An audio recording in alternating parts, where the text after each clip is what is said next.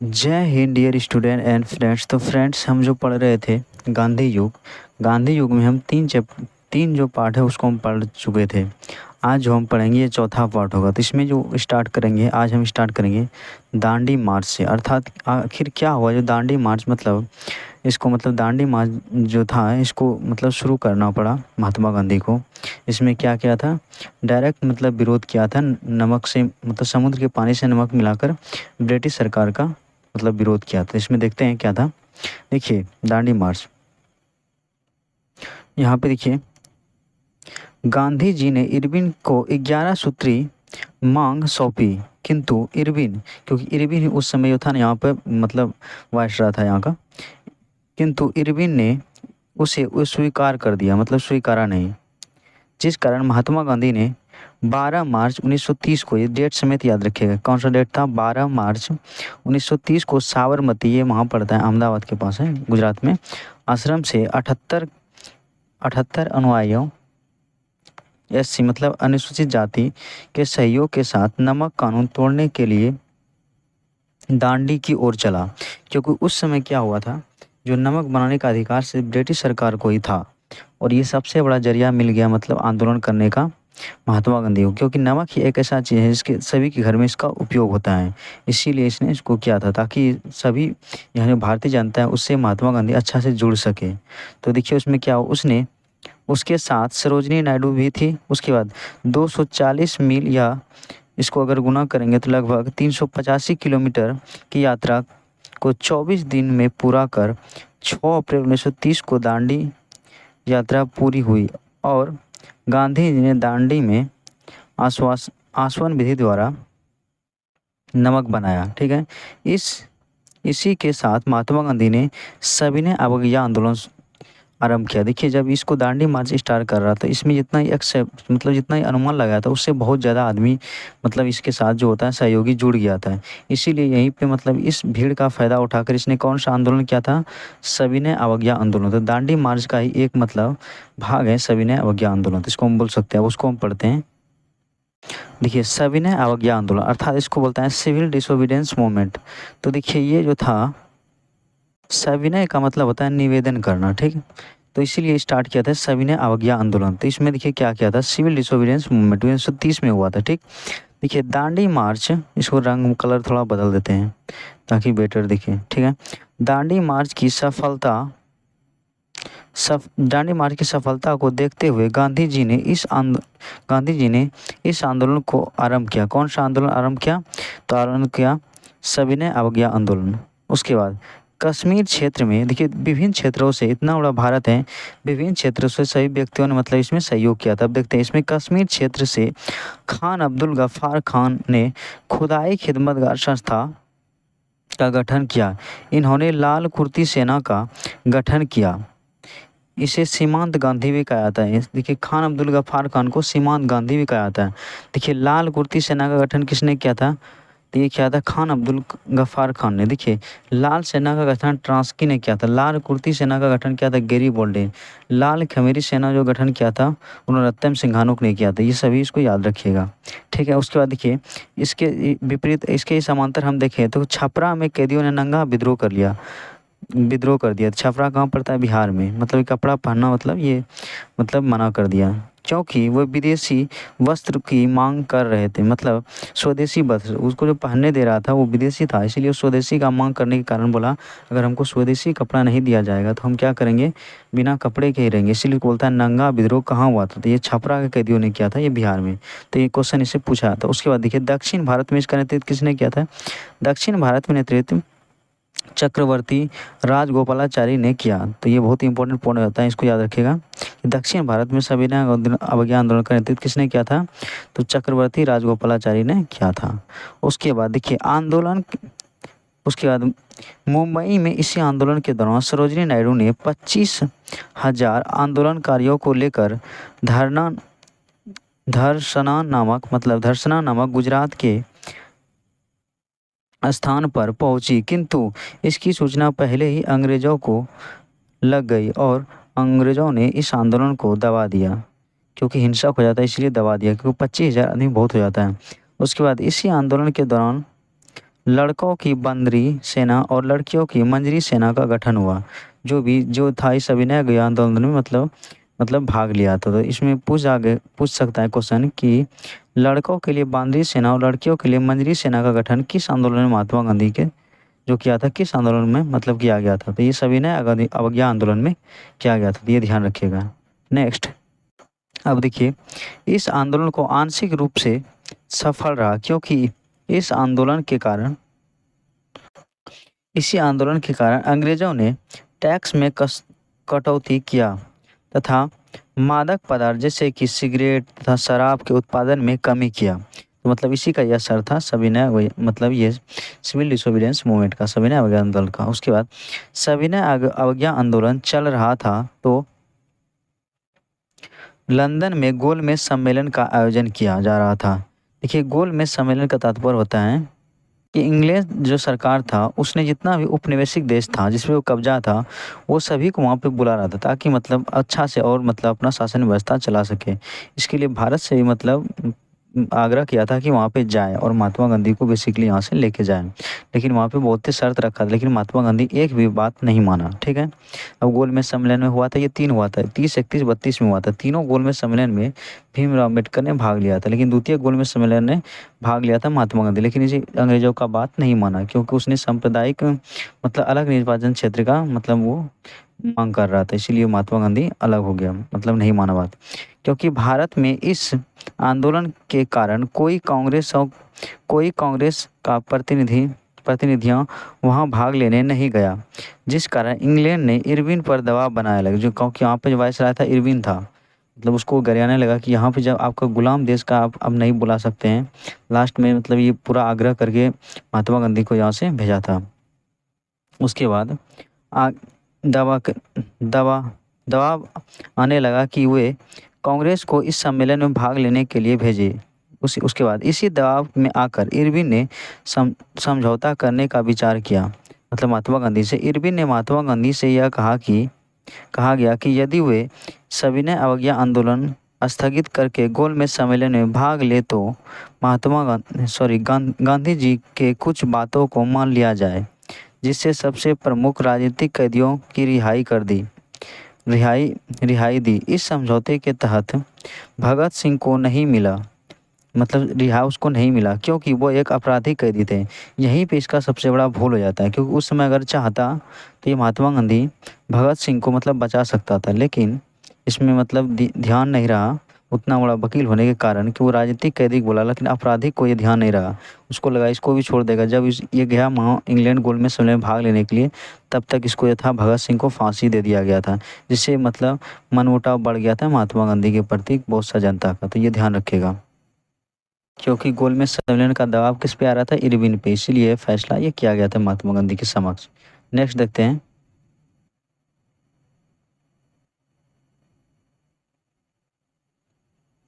देखिए नेक्स्ट यहाँ पे गांधी इरविन समझौता, इसे दिल्ली पैक्ट भी कहा जाता है।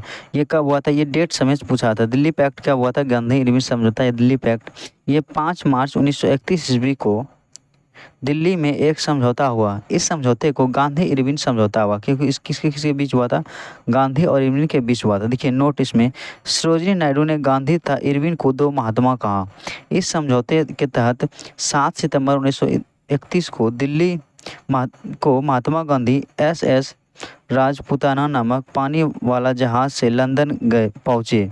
वहाँ विंस्टन चर्चिल ने इन्हें अर्धनग्न फकीर कहा था। यहाँ पे ये बहुत इंपॉर्टेंट पॉइंट आता है कि किसने महात्मा गांधी को अर्धनग्न फकीर कहा था। तो किसने कहा था विंस्टन चर्चिल ने कहा। इस सम्मेलन में इंग्लैंड के प्रधानमंत्री रैमजे मैकडोनाल्ड थे। तो ये बहुत इंपॉर्टेंट आता है। गोलमेज सम्मेलन में वहाँ का प्रधानमंत्री कौन था, रैमजे मैकडोनाल्ड ने दलितों के लिए अलग निर्वाचन क्षेत्र अर्थात सांप्रदायिक पंचांग का मतलब कम्युनल अवार्ड की बात की, जिसके कारण महात्मा गांधी क्या हो गया, मतलब बहुत ही दुखी हुआ और बात नहीं माना, जिस कारण महात्मा गांधी गोलमेज छोड़कर भारत लौट गया और पुनः अवज्ञा आंदोलन को आगे बढ़ाया। महात्मा गांधी को गिरफ्तार कर पुणे के यरौदा जेल में कैद कर दिया गया। उसके बाद जानेंगे गोलमेज सम्मेलन। अब थोड़ा सा गोलमेज सम्मेलन के बारे में जान लेते हैं। देखिए गोलमेज सम्मेलन 3 बार हुआ था, 30, 31, 32 में। ठीक है, देखिए भारतीय प्रशासक पर चर्चा करने के लिए लंदन में गोलमेज सम्मेलन का आयोजन हुआ था। इसका मतलब ये होगा भारत में कैसे शासन व्यवस्था चलाया जाए, इसके लिए वहाँ पे एक बैठक बुलाया था, इसको बोलता है गोलमेज सम्मेलन। देखिए पहला गोलमेज सम्मेलन 12 नवंबर से 30, उसके बाद 19 जनवरी से 1931 तक। देखिए इस सम्मेलन में कांग्रेस का कोई प्रतिनिधि भाग नहीं लिया, क्योंकि महात्मा गांधी यहाँ आंदोलन करके बैठा था, तो कौन भाग लेगा, क्योंकि महात्मा गांधी सविनय अवज्ञा आंदोलन कर रहे थे, इसलिए भाग नहीं लिया। द्वितीय गोलमेज सम्मेलन 7 सितंबर 1931 को हुआ। इस सम्मेलन में महात्मा गांधी ने भाग लिया। तो ये क्वेश्चन इंपॉर्टेंट हो जाता है कि महात्मा गांधी किस गोलमेज सम्मेलन में भाग लिया था। द्वितीय गोलमेज सम्मेलन में भाग लिया था, कांग्रेस का प्रतिनिधित्व किया था। ठीक, महात्मा गांधी ने भाग लिया, किंतु ब्रिटिश प्रधानमंत्री मैकडोनाल्ड ने सांप्रदायिक पंचांग की बात कही, जिस कारण गांधी जी सम्मेलन छोड़कर चले आए। क्योंकि अगर सांप्रदायिक कर देगा तो वो किसी दिन के बहुत दिन कुछ दिन के बाद वो देश का मांग करने लगेगा, क्योंकि उसमें जो होता है ऊंच नीच की भावना ज़्यादा हो जाएगा, इसीलिए उसने वो नहीं माना और वहाँ से छोड़ के चला आया। जैसे पाकिस्तान का देखें तो यही सब करने के कारण पाकिस्तान अलग हुआ। उसके बाद देखिए तृतीय गोलमेज सम्मेलन ये 17 नवंबर 1932 से 23 दिसंबर 1932 तक चला। तो इसमें देखिए क्या हुआ था, इस सम्मेलन में कांग्रेस ने भाग नहीं लिया। इस सम्मेलन में मैकडोनाल्ड ने दलितों के लिए पृथक क्षेत्र मतलब सांप्रदायिक पंचांग की घोषणा की। उसके बाद नोट में तेज बहादुर सफरू तथा भीमराव अम्बेडकर तीनों ही गोलमेज सम्मेलन में भाग लिए थे, क्योंकि अल्पसंख्यक का मतलब ये जो दलितों के लिए मतलब ये अलग प्रोटेक्ट का बात कर रहा था, कौन, भीमराव अम्बेडकर। तो ये तीनों गोलमेज सम्मेलन में भाग लिया था। नेक्स्ट देखिए पूना समझौता और दिल्ली पैक्ट, ये दोनों क्वेश्चन इंपॉर्टेंट है। देखिए पूना पैक्ट जो हुआ था, पूना समझौता, ये हुआ था 24 सितंबर 1932 को हुआ था। जैसे ही सांप्रदायिक पंचांग की घोषणा हुई और दलितों को आरक्षण सहित पृथक क्षेत्र दिया गया, तब महात्मा गांधी ने पूना के यादव जेल में अनशन कर दिया, मतलब खाना पीना छोड़ दिया। तेग बहादुर सफरू तथा मदन मोहन मालवीय के सहयोग से गांधी एवं अंबेडकर के बीच समझौता हुआ, जिसे पूना पैक्ट कहते हैं। ये पूना में हुआ था। इसके तहत दलितों के लिए आरक्षित सीट 71 से बढ़ाकर 148 कर दिया गया। क्यों कर दिया गया, ताकि उसको लगे कि महात्मा गांधी भी दलितों के लिए कुछ सोचता है, क्योंकि अगर एक ही क्षेत्र से अगर 71 सीट दे देता तो ये अलग देश का मांग करने लगता। तो इसमें क्या है, 148 क्षेत्र दिया, मतलब बढ़ा के 148 कर दिया, लेकिन एक क्षेत्र में नहीं दिया, अलग अलग जगह दिया, ताकि वो अलग देश का मांग ना कर सके। ठीक है, अर्थात दलितों को आरक्षण सहित संयुक्त क्षेत्र दिया। उसके बाद पढ़ेंगे, आप जानेंगे हरिजन सेवक संघ। देखिए हरिजन ये क्या था, महात्मा गांधी ने दलितों को अपनी ओर आकर्षित करने के लिए इन्हें हरिजन नाम दिया गया। 1932 हरिजन का मतलब भगवान का भेजा हुआ जनता, हरिजन मतलब भगवान का व्यक्ति या उससे लगाव वाला लोग। उसके बाद देखो 1932 में अखिल भारतीय अस्पृश्यता संघ, अस्पृश्यता का मतलब होता है अनटचेबिलिटी, छुआछूत, इसका जो वर्णन संविधान के 17वीं अनुसूची में है, मतलब भाग में है। इसमें बताया गया कि कोई मतलब छुआछूत के मतलब आधार पर किसी को मतलब ऊंच नीच नहीं करेगा, की स्थापना किया, जो आगे चलकर हरिजन सेवक संघ कहलाया। तो देखिए हरिजन सेवक संघ का स्थापना किसने किया था, महात्मा गांधी थे, बहुत इंपॉर्टेंट हो जाता है। उसके बाद जानेंगे मुस्लिम लीग। देखिए इसकी स्थापना ढाका में 1906 में, ये बहुत इंपॉर्टेंट क्वेश्चन है, आगा खां एवं सलीमुल्लाह खां ने किया। इस समय वायसराय मिंटो सेकंड थे। उसके बाद 1919 में मुस्लिम लीग की मांग पर मुसलमानों की पृथक निर्वाचन क्षेत्र मिल गया। देखिए यहीं से पाकिस्तान का मांग मतलब स्टार्ट होने लगा, क्योंकि मुस्लिम को जो निर्वाचन क्षेत्र अलग दिया था, ये देश का मांग कुछ दिन करेगा और यही जाके लास्ट में उसको पाकिस्तान देना पड़ा। तो इसका बीजारोपण 1919 को ही बोला जाता है, मार्ले मिंटो जाया था सुधार, जिस कारण अंग्रेजों तथा लीग में विवाद हो गया, मतलब मुस्लिम लीग नेक्स्ट विवाद होने लगा। उसके बाद एनी बेसेंट था तिलक की सहयोग से 1916 में कांग्रेस के लखनऊ अधिवेशन में नरम दल तथा गरम दल एवं मुस्लिम लीग एक हो गए। मतलब इसमें क्या हुआ, सभी मतलब मिला हुआ, क्योंकि ये 1907 में सूरत अधिवेशन में ये अलग हो गया था, तथा कांग्रेस ने मुस्लिम लीग की पृथक निर्वाचन क्षेत्र को स्वीकार कर लिया। उसके बाद 1929-30 में के दौरान मोहम्मद इकबाल ने सर्वप्रथम द्विराष्ट्र की बात की। उसके बाद चौधरी रहमत अली, जो पंजाब का छात्र था, एक कैम्ब्रिज में पढ़ता था, पाकिस्तान शब्द दिया था। तो किसने दिया था पाकिस्तान शब्द? चौधरी रहमत अली ने। पंजाब का स्टूडेंट था और ऑक्सफोर्ड में शायद पढ़ता था, वहीं पे ये दिया था। नेक्स्ट, अब देखिए यहाँ पे 1937 में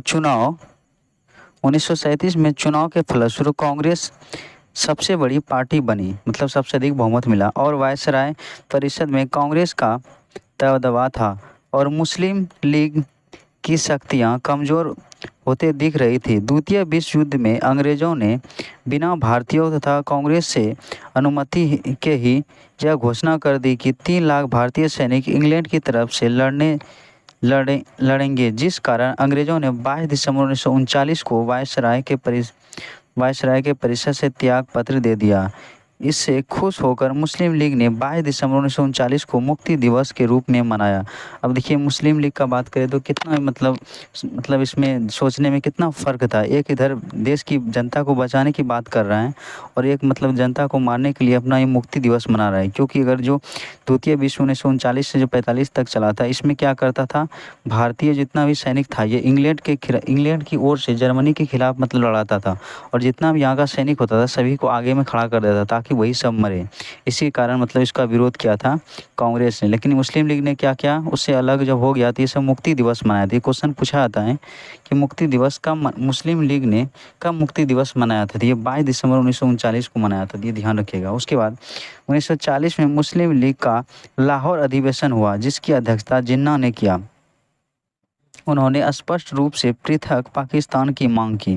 तो अब धीरे धीरे पाकिस्तान का मांग होने लगा। उसके बाद 1945 में लॉर्ड बेवेल ने भारत में विभिन्न पार्टियों